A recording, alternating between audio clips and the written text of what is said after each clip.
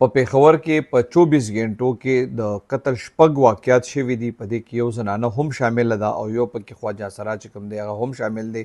د ټولو واقعاتو ډیټیل څه داسې دی چې د ریګي تاڼې په حدود کافور ډیری کې یو کس وژلی شوی دی. د کم کس چې وژلی شوی دی د نوم دی مجیب ولد اسد خان، د عمر 23 سالو، د رور دی بخروان. هغه پولیس رپورټ درج کړی دی چې یاره دا مجیب بیګا ملګرو سره د جشن ازادۍ پروګرام له پېښور ته تللی، واپس په موټرسایکل باندې را روانو، نامعلوم کسانو وژلی دی.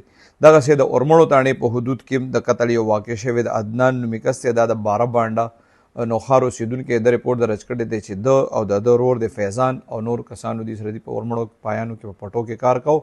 ملزمان راغلي په دې باندې ډزې کړي. د فیضان مړه دی مودی پولیس ته ویلي چې دوی د چا په ځمکه کې کار کولو د دوی او دا ملزمان چې کوم دی دوی خپلو کې په جدا تناظر روانه ده فایرنګ هغې کړی دی. پولیس اف آی آر درج کړی. درېیمه د واقع چې کوم دغه هم پېښور کې شوې ده، یو زنانه ده، د هغې تقریبا 30-35 سال عمر دی، د هغې کور کې مور سره تکرار شوی او د هغې په وجه باندې بیا هغه غوسه شوې ده او خودکشي کړې ده، دا مړه ده.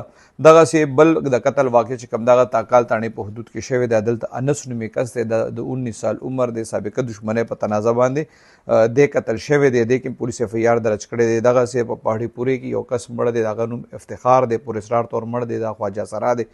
بل چې کوم د قتل واقع ده هغه په رنګ روډ باندې پارک کې شوی دی، دلته عاصم نومي کس چې کوم دی هغه وژلی شوی دی. پولیس اف آی آر درج کړی دی په دې کیس کې.